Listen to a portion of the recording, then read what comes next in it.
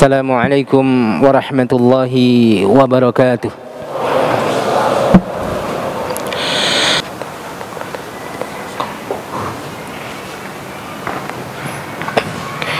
Innal hamdalillah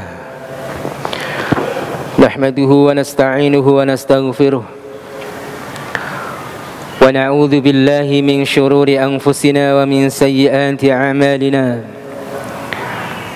من يهده الله فلا مضل له ومن يضلل فلا هادي له أشهد أن لا إله إلا الله وحده لا شريك له وأشهد أن محمدا عبده ورسوله لا نبي ولا رسول بعده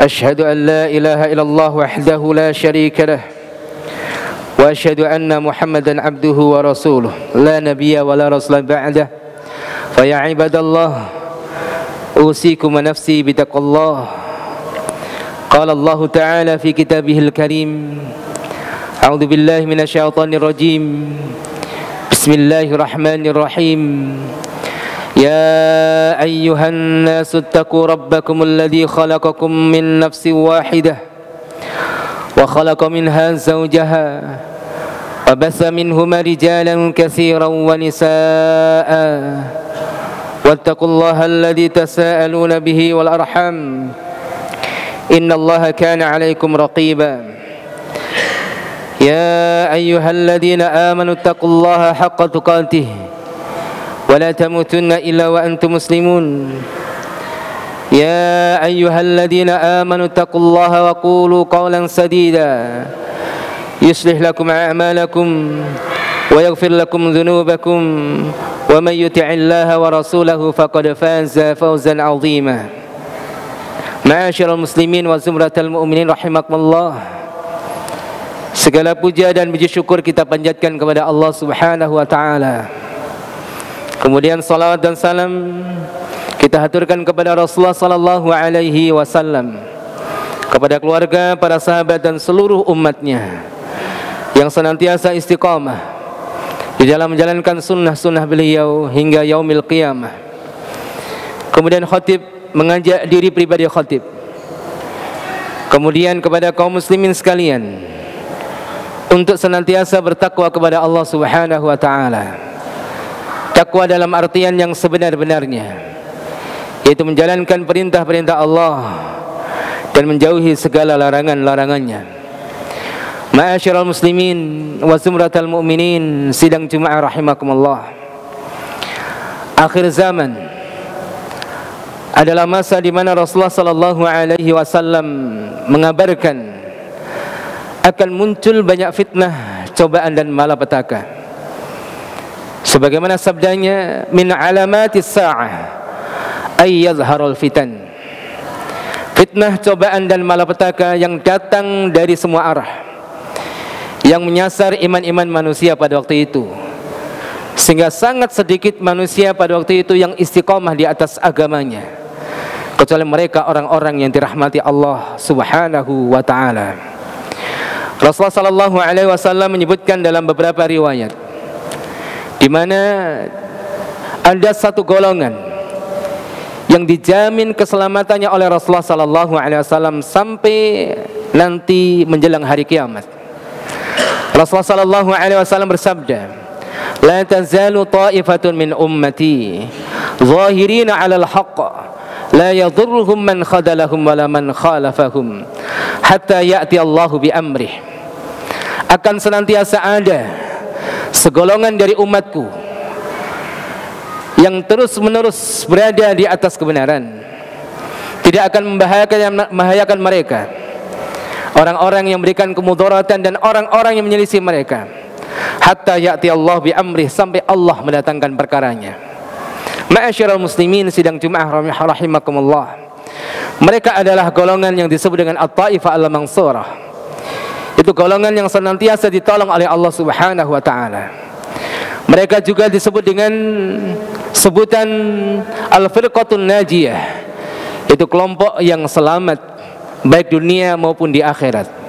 dan mereka juga disebut dengan istilah ahlus sunnati wal jamaah, yaitu mereka orang-orang yang senantiasa melazimi sunnah-sunnah Nabi kita Muhammad sallallahu alaihi wasallam, dan orang-orang yang tidak pernah meninggalkan jamaah kaum muslimin. Ahlus sunnah wal jamaah adalah satu kelompok yang memiliki sifat-sifat dan karakter-karakter yang istimewa. Di antaranya adalah sifat at-tawassut atau al-wasatiyah, yaitu sifat pertengahan, sikap dan sifat moderasi yang tepat dalam beragama, tidak melampaui batas dan juga tidak meremehkan. Karena sesungguhnya di dalam mengamalkan agama kita ada dua penyakit yang senantiasa menyasar keyakinan seorang muslim, sebagaimana disebutkan oleh Al-Imam Ibnu Qayyim Al-Jauziyah dalam kitabnya Madarijus Salikin, wa ma amarallahu bi amrin illa walisyaitanu fihi nazghatan imma ila tafritin wa idha'ah wa imma ila ifratin wa gulu. Tidak ada satu perintah pun dalam syariat ini kecuali syaitan senantiasa menggoda manusia untuk berbuat dua hal. Yang pertama adalah perbuatan gulu ataupun melampaui batas dalam mengamalkan agamanya. Ini adalah virus yang sangat berbahaya di dalam kita mengamalkan agama kita. Virus dan penyakit melampaui batas ataupun gulu di dalam beragama. Rasulullah sallallahu alaihi wasallam menghati-hatikan akan hal ini. Dalam sebuah sabdanya Rasulullah sallallahu alaihi wasallam menyampaikan, "Iyyakum wal ghulu, fa inna ma ahlakal ladina min qablakum al ghulu." Hati-hatilah kalian akan sikap gulu melampaui batas. Karena sesungguhnya orang-orang sebelum kalian hancur itu karena sikap gulu melampaui batas dalam agamanya. Kemudian disebutkan juga dalam riwayat yang lain, Rasulullah sallallahu alaihi wasallam bersabda, "Lan yusyada hadzal dina ahadun illa ghalabah." Tidak ada orang yang melampaui batas dalam agamanya kecuali dia akan hancur dan binasa. Oleh karena itu, ma'asyiral muslimin wa zumratal mu'minin, kita sebagai umat Rasulullah sallallahu alaihi wasallam berusaha untuk bersikap pertengahan, tidak melampaui batas dalam segala hal, terkhusus dalam praktek agama kita. Misalnya dalam masalah keimanan dan kekufuran, bagaimana kita hati-hati dan tidak melampaui batas dalam menjatuhkan vonis kafir kepada saudara kita sesama muslim. Karena sesungguhnya ayat-ayat ataupun hadis-hadis Rasulullah sallallahu alaihi wasallam yang menunjukkan akan kekafiran seseorang dalam perbuatannya ataupun dalam perkataannya, maka kalau ini dilakukan oleh seorang muslim, tidak serta-merta langsung dia otomatis jatuh pada kekafiran. Para ulama menjelaskan di sana ada syarat-syarat yang harus dipenuhi. Di sana ada penghalang-penghalang seseorang untuk tidak bisa dikafirkan. Dan perlu kita pahami ma'asyiral muslimin wa zumratal mu'minin, bahwasanya vonis kafir kepada sesama muslim ini adalah otoritas mereka para ulama, tidak sembarang orang. Karena ini bagian daripada ilmu agama, tidak boleh disampaikan kecuali berdasarkan ilmu yang benar. Ma'asyiral muslimin wa zumratal mu'minin, sidang Jumat rahimakumullah. Kemudian penyakit yang kedua di dalam kita mengamalkan agama kita adalah sifat ataupun sikap, yaitu tafrid atau al-jafa, yaitu sikap meremehkan. Yang mana hari ini mungkin kita tidak jarang melihat ada sebagian orang yang meremehkan agamanya, menjadikan ajaran agamanya sebagai barang candaan. Dia melakukan penghinaan, pelecehan terhadap agamanya. Padahal hal ini seseorang berada dalam bahaya yang luar biasa. Orang bisa jatuh pada kekufuran karena candaan terhadap agamanya, dengan niat untuk mengolok-olok agamanya, melecehkan agamanya.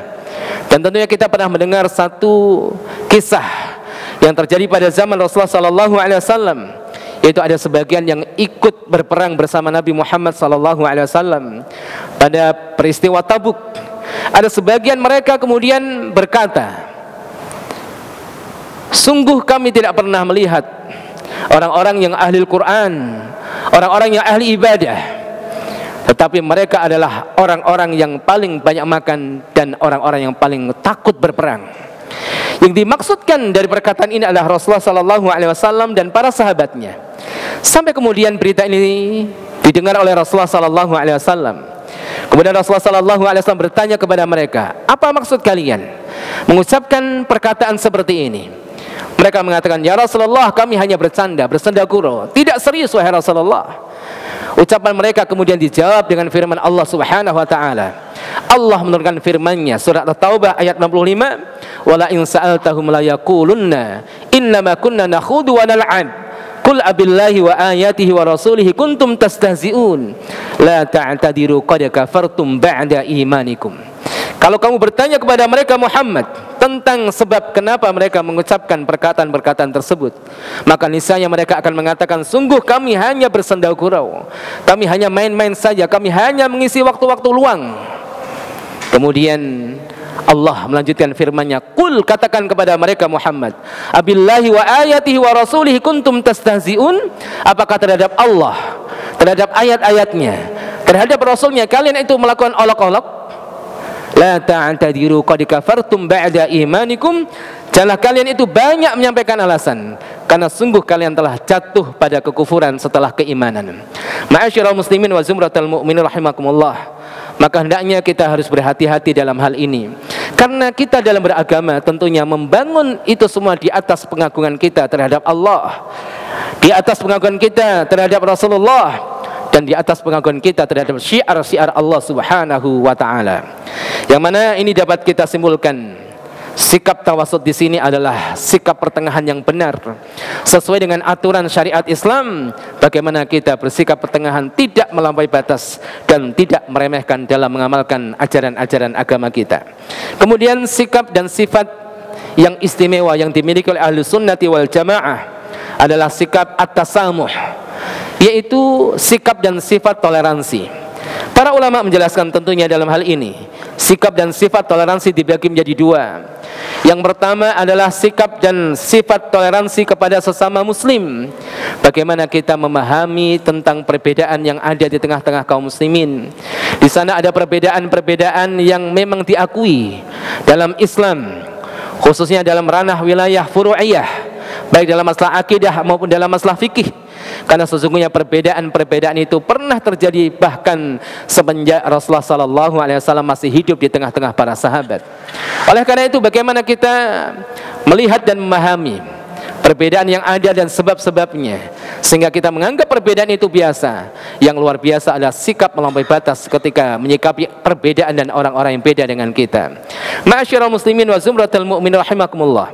Kemudian toleransi yang kedua adalah toleransi kepada orang-orang non-Islam. Ini juga diajarkan oleh Rasulullah SAW. Namun dalam hal ini kita perlu memperhatikan tentang firman-firman Sallam. Allah Subhanahu wa taala berfirman, "Inna dina 'indallahil Islam." Sesungguhnya agama yang diridhoi oleh Allah hanyalah Islam.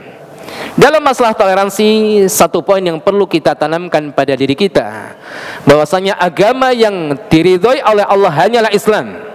Ini penting kita tanamkan, karena sesungguhnya toleransi bukan mengajarkan kepada kita untuk meyakini bahwa semua agama itu adalah benar dan diridhoi oleh Allah. Ini poin yang penting.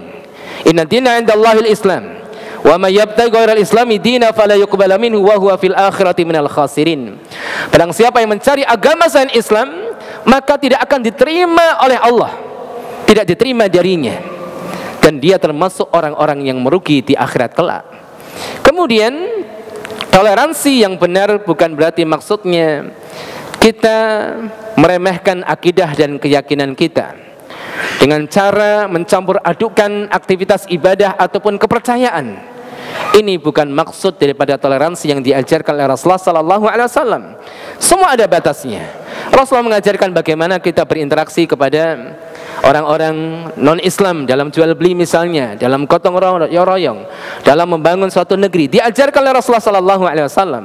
Bahkan Rasulullah SAW pernah menerima tamu-tamu Nasrani dari Najran, dan disebutkan dalam hadis-hadis Rasulullah menerima mereka di Masjid Nabawi.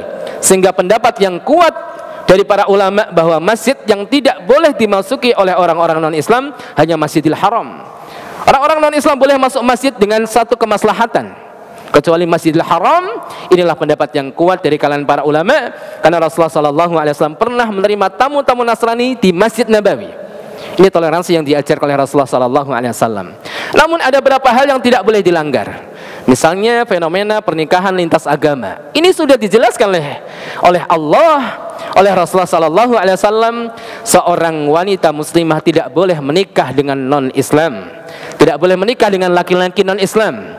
Tapi laki-laki kaum muslimin boleh. Artinya kata-kata boleh di sini bukan dianjurkan.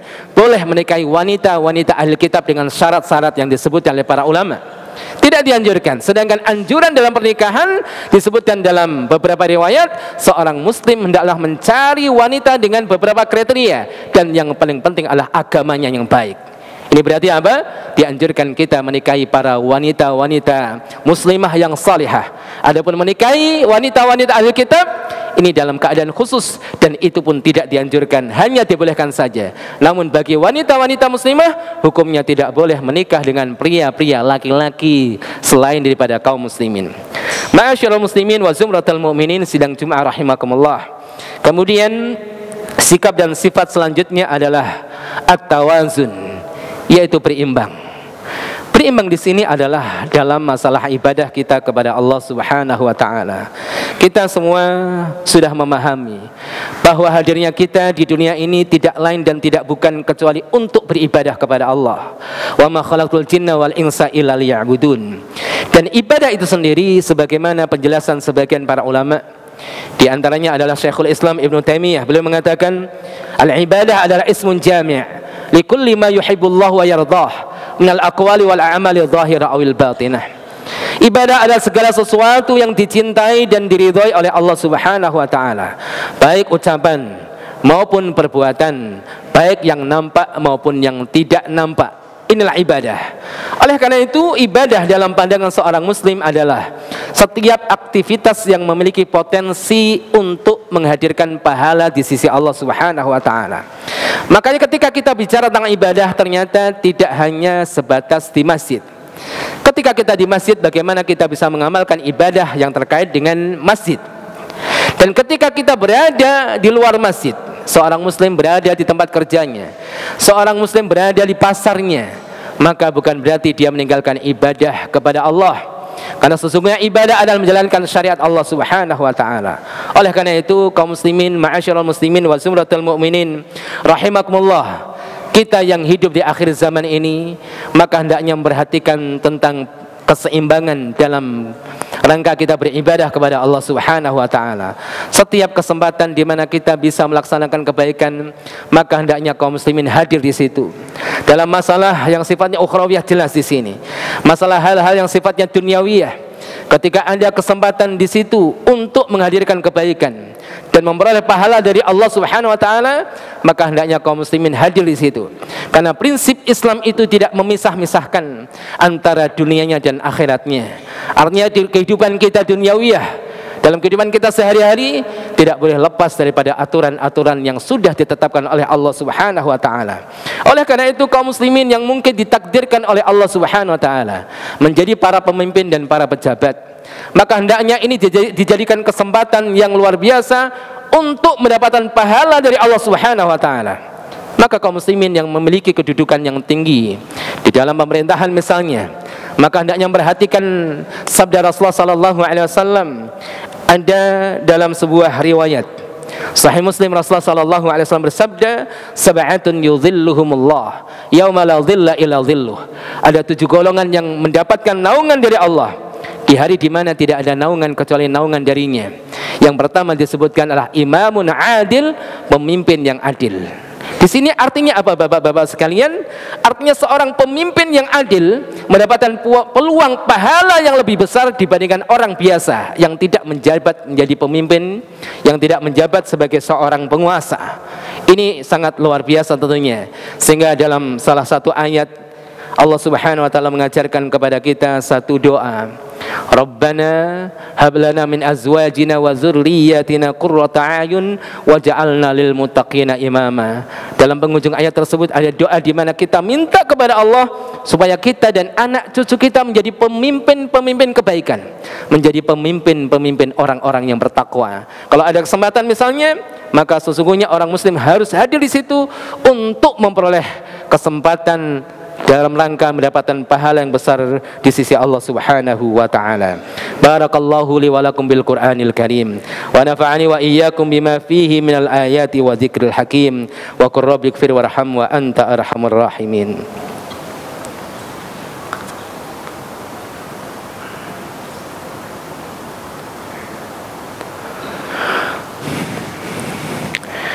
Alhamdulillahi rabbil alamin. Wassalatu wassalamu ala asyrafil anbiya'i wal mursalin wa ala alihi wa ashabihi wa man tabi'ahum bi ihsanin ila yaumiddin. Ya ibadallah, usikum wa nafsi bittaqwallah. Ittaqullaha haqqa tuqatih wa la tamutunna illa wa antum muslimun. Amma ba'd. Sidang Jumat rahimakumullah. Khatib menyampaikan pesan dan nasihat kepada diri pribadi khatib, kemudian kepada kaum muslimin sekalian untuk senantiasa bertakwa kepada Allah Subhanahu wa taala. Kemudian supaya kita semuanya berusaha untuk meninggalkan maksiat kepada Allah Subhanahu wa taala pada saat kita sendirian maupun pada saat kita di tengah-tengah manusia. Karena sesungguhnya kemaksiatan kepada Allah Subhanahu wa taala akan mengundang murkanya, dan sebaliknya ketaatan kepada Allah Subhanahu wa taala akan mengundang ridhanya. Kemudian khatib mengajak kaum muslimin untuk menyisihkan waktu yang mustajabah ini untuk kita minta kepada Allah dan berdoa kepada Allah Subhanahu wa taala. Mudah-mudahan Allah Subhanahu wa taala mengijabahi doa-doa kita, mengabulkan hajat-hajat kita. Amin ya rabbal alamin. Innallaha wa malaikatahu yusalluna 'alan nabi ya ayyuhalladzina amanu sallu 'alaihi wa sallimu taslima. A'udzu billahi minasyaitonir rajim. Bismillahirrahmanirrahim. Alhamdulillahi rabbil alamin. Hamdasy syakirin hamdal mun'amin. Hamdan yuwafi ni'amahu wa yukafi'u mazidah. Ya Rabbana lakal hamdu kama yanbaghi li jalali wajhikal karim wa 'azimi sultanik. Allahumma salli wa sallim ala nabiyyikal karim wa ala alihi wa sahbihi ajma'in. Allahumma ighfir lana dhunubana wa liwalidina warhamhum kama rabbawna shighara wa li jami'il mu'minina wal mu'minat wal muslimina wal muslimat al ahya'i minhum wal amwat innaka sami'un qaribun mujibud da'awat wa ya qadiyal hajat. Allahumma inna nas'aluka ilman nafi'a wa rizqan tayyiban wa amalan salihan mutaqabbala. Allahumma inna na'udzu bika min ilmin la yanfa' wa du'ain la yusma' wa qalbin la yakhsha wa nafsin la tashba'. Allahumma inna nas'aluka salamatan fid din wa afiyatan fil jasad wa ziyadatan fil ilm wa barakatan fil rizq wa taubatan qabla al maut wa rahmatan 'inda al maut wa maghfiratan ba'da al maut.